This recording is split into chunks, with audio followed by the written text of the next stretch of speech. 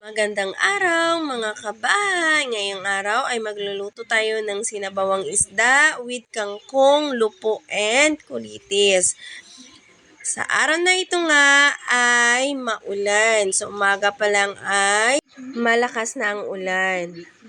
So naisipan ko na magsinabawan naman ulit ng isda para sa malamig na panahon. Kaya pumunta ako dito sa palayan dahil nakita ko ang kangkong noong nakaraang araw. So kinuha ko ito.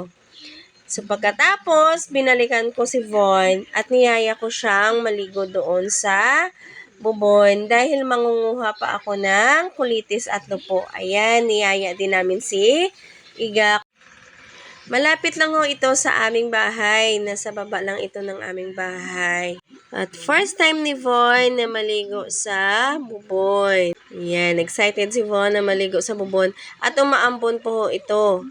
Naalala ko tuloy nung kabataan namin doon sa sa Bartolina na aming tinatawag na sa bubon din kami naliligo.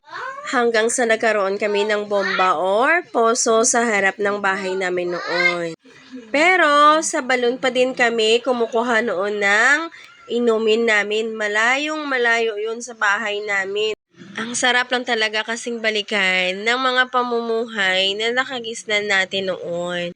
Napakasimple talaga ng pamumuhay namin noon. Kaya nga, pinaparanas ko kay Von ang simpleng pamumuhay at maging kontento sa buhay na ibinigay sa amin ng Panginoon.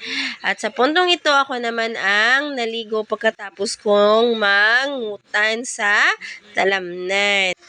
At ito ang aking nakuha, napakarami at ipinadala ko ito sa baryo.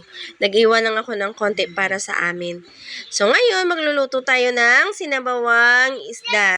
So nung kumulo na ang tubig, nilagay ko na ang lamas, tinakpan, at pagkulo, nilagay ko ang isda at sinabay ko na ang mga gulay para sabay silang maluto ng isda.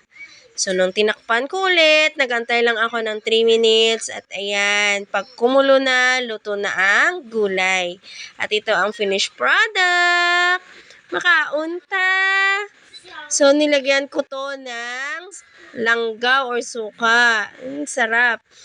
Yan, si Bon, sarap na sarap. Naalala ko noon, kangkong lang at lupo. May kamatis, asin at bitchen. Okay na kami. Parisa ng tuyo. Gatamsak again niya. And that's it for today. Thank you, Lord, for today. Thank you for everything. Thank you for our food. Amen.